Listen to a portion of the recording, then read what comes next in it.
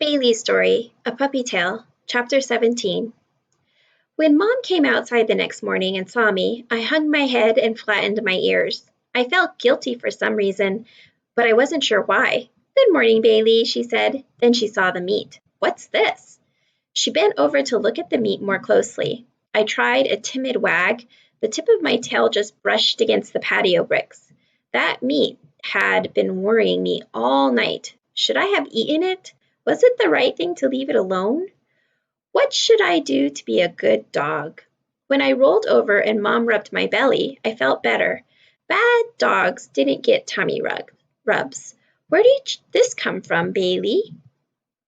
Mom stopped scratching and picked the piece of meat up gingerly between two fingers. "Ugh," she said. I sat up and cocked my head. Was Mom going to feed me the meat? If she did that, it must be okay after all. My tail wagged more strongly. "Yuck, Bailey. You don't want that, whatever it is," Mom said. She dropped the meat into the garbage.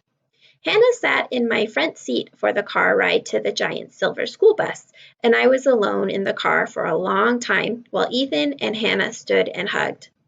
When the bus drove away and the boy came back to the car, I could sense his loneliness and wondered if he needed to go home and play doghouse. I hopped into the front seat and lay down with my head on his lap instead of sticking my nose out the window. The girl came to visit again the day after the family sat around the indoor tree and tore up papers for Merry Christmas. Normally, I liked this time of year because I'd have Mom and Dad and Ethan together in one room with good smells coming from the kitchen and some paper for me to rip with my teeth. The family didn't usually like it when I ripped up paper, but on Merry Christmas, the rules were different. This year, Christmas was not as much fun as usual because Ethan gave Mom a new black and white kitten named Felix. That little scrap of fur had no manners at all. He would stalk my tail from behind or leap out at me from behind the couch, batting at me with his tiny paws. When I tried to play with him, he wrapped his legs around my nose and nibbled me with his sharp teeth. It was worse than Duchess when she'd been a puppy. Finally, I shrank into a corner and put my nose down on my front paws with a long sigh to remind Ethan of how much I was suffering. Even Hannah, when she arrived, paid far too much attention to Felix. I'd known her longer, and of course, I was her favorite pet, but she kept dangling bits of Christmas ribbon in front of the kitten's nose and laughing.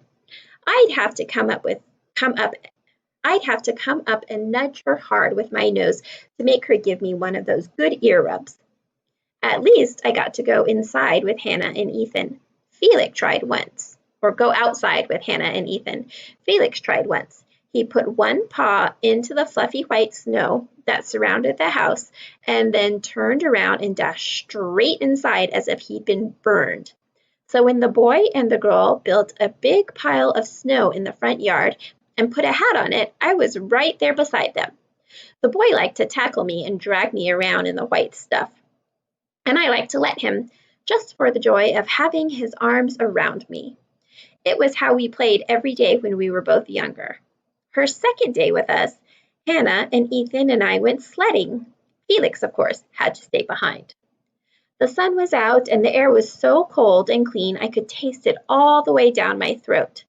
Most of the children from the neighborhood were there at the sledding hill, and Hannah and Ethan spent as much time pulling the younger ones up to the top as riding down themselves. I was at the bottom when Todd drove up. He looked at me when he got out of the car, but he didn't hold out his hand or say anything to me. I kept my distance. "Linda, come on, time to come home," he shouted. Linda was on the slope with three of her little friends sliding down on a round piece of plastic, spinning and giggling. Ethan and Hannah flashed past them, both lying on one sled. "No, I don't want to," Linda yelled. "Now, Mom says." Ethan and Hannah flopped off their sled at the bottom of the hill, tumbling in the snow. I raced over and sniffed them in case they smelled different now that they'd had a ride without me. Todd stood and watched them. Something in Todd rose up to the surface, something worse than anger, something I'd never felt from anyone before. It was dark, scalding hot, and frightening. My head came up and I felt a growl swelling in my throat. Ethan and the girls stood up, wiping snow off of each other. Happiness was spilling off them.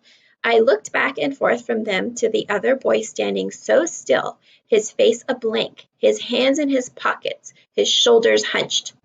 "Hey, Todd," Ethan said, beaming. "Hi."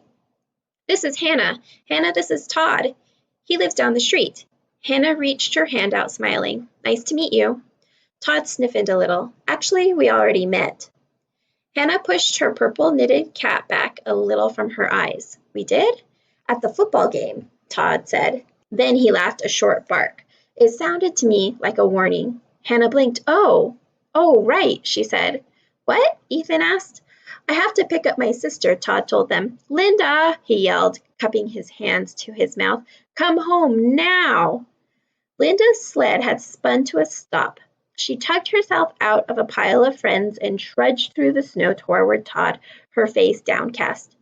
He's the one I talked to," Hannah told Ethan. Some worry flickered through her, and I felt it. I also felt the quick flare of anger from Ethan. "Wait, what? You? Todd, you were the one who told Hannah I'm going out with Michelle? I don't even know Michelle." "I got to go," Todd mumbled. "Get in the car, Linda." "No, wait," Ethan said. He reached his hand out. Todd jerked away from it. "Ethan," Hannah murmured. She put a mittened hand on his arm. "Why would you do that, Todd? Why would you lie? What's wrong with you, man?"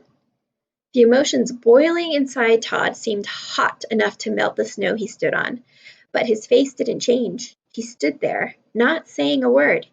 I wanted to grip the hem of Ethan's jacket in my teeth and tug him away, but I knew that good dogs shouldn't do that. "This is why you don't have any friends, Todd."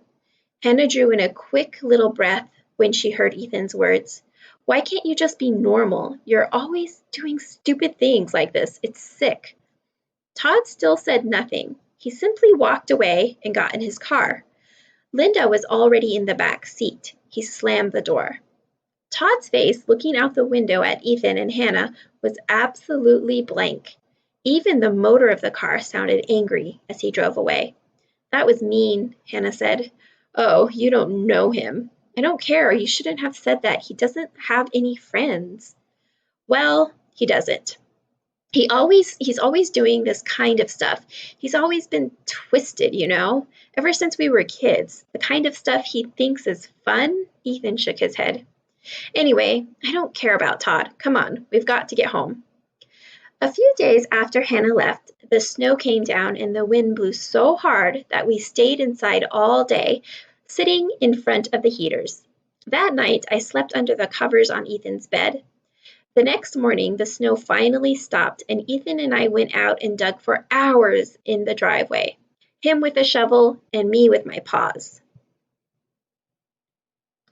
The moon came out right after dinner, so bright that I could see nearly as well as in the daytime.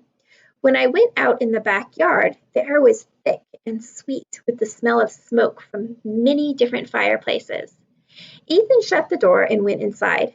Faintly, I heard him call to Mom. "I'm worn out from all that shoveling. I'm going to bed. Let Bailey in, okay?" I didn't hear Mom answer him because I had discovered something interesting about the fence. The snow had drifted up against it, blown by the wind to make a smooth hill. It was easy to climb to the top of the hill, and from there it was only a short hop to the ground on the other side. Time for a nighttime adventure.